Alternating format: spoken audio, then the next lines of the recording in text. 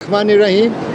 آج جو تماشا ہو رہا ہے غیر آئینی اور غیر قانونی وہ آپ سب دیکھ رہے ہیں، اور یہ بڑی اچھی بات ہے کہ چیف جسٹس صاحب نے سو موٹو نوٹس دے لیا ہے جو آج کے جو غیر قانونی حرکات حکومت وقت نے کیے ہیں، اور میں یہ سمجھتا ہوں کہ آج ہی اس کی پیشی ہونی چاہیے.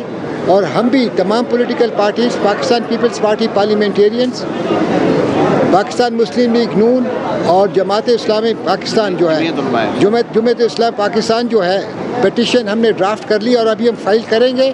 اور خاص طور پہ جو آج جو کارروائی ہوئی ہے جو کہ بالکل غیر قانونی ہے، کیونکہ یہ آئین کے نفی ہے. ہم نے جو پریئر کی ہے، استدعا کی ہے اپنی پٹیشن کے اندر کہ آج جو پریزیڈنٹ صاحب نے ڈیزالو کیا national assembly on the advice of the prime minister, وہ غیر قانونی اور آئینی ہے، اور اس کو مسترد کیا جائے اور اس کو سیٹ اسائڈ کر دیا جائے.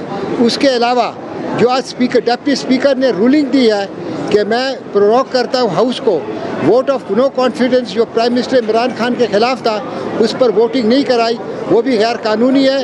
رولز کے مطابق، آئین کے مطابق اس کے پاس کوئی پاور نہیں تھی. ان کی بدنیتی اس سے ثابت ہوتی ہے کہ یہ پروروگیشن آرڈر پہلے سے ہی سائن کیا ہوا رکھا ہوا تھا. انہوں نے پہلے ہی کل سے یہ ارادہ کر لیا تھا کہ ہم یہ ووٹنگ نہیں ہونے دیں گے.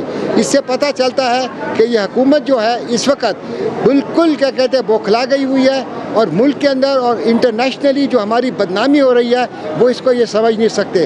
اور ہم نے یہ بھی استدعا کیا ہے کہ آج ہی اس پٹیشن کی ہیئرنگ ہو اور اس پر فیصلہ ہو تاکہ ووٹ آف نو کانفیڈنس کیا جا سکے. بہت بہت شکریہ. ایک کلیئرٹی دی کہ یہ ایک پٹیشن پولیٹیکل پارٹیز نے مشترکہ طور پہ فائل کی ہے، جس میں فاروق نائک صاحب، رضا ربانی صاحب، کامران مرتضیٰ صاحب اور مجھے ذمہ داری سونپی گئی. ایک پٹیشن انڈیپینڈنٹلی تمام اپوزیشن کی طرف سے لیڈر آف اپوزیشن بھی فائل کر رہے ہیں. وہ تھوڑی دیر میں اس کی بھی دائری ہو جائے گی. وہ مخدوم علی خان صاحب اس میں کونسل ہیں. لیڈر آف اپوزیشن میاں محمد شہباز شریف صاحب کے سپریم کورٹ بار ایسوسی ایشن کا کیس پہلے پینڈنگ تھا. ہم یہ توقع رکھتے ہیں کہ آج جو غیر آئینی اور غیر قانونی عمل کیا گیا ہے اس کو انشاءاللہ العزیز عدالت فریقین کو سننے کے بعد معطل کرے گی انشاءاللہ العزیز.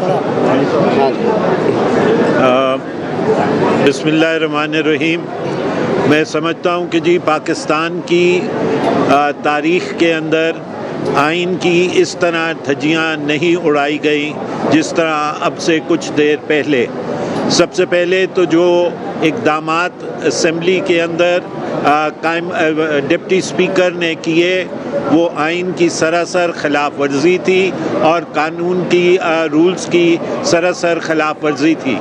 دوسری بات جو سب سے اہم ہے وہ یہ ہے کہ پرائم منسٹر جو ہے وہ کسی صورت میں ایڈوائز نہیں کر سکتا تھا، کیونکہ آرٹیکل 58 بالکل واضح ہے کہ وہ پرائم منسٹر جس کے تحت ووٹ آف نو کانفیڈنس کی ریزولوشن موو ہوئی ہو وہ اسمبلی کی ڈیسولوشن کی بات نہیں کر سکتا یا ایڈوائز نہیں بھیج سکتا. اور اس کے اوپر جو سب سے حیرت کرنے والی بات ہے وہ یہ ہے کہ جو پریزیڈنٹ ہیں جن کو فیڈریشن کی یونٹی کا ہونا لازم ہے، انہوں نے ایک غیر آئینی اقدام اٹھایا.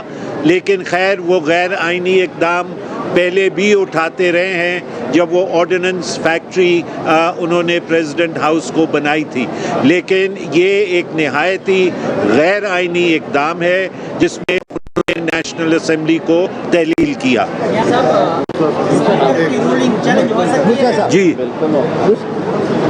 جی ہو سکتی ہے. دیکھیں اس وقت رولنگ سے زیادہ جو ڈسولوشن ہوئی ہے نیشنل اسمبلی کے، جبکہ ووٹ آف نو کانفیڈنس ابھی موجود ہے، وہ ختم نہیں ہوا ہے.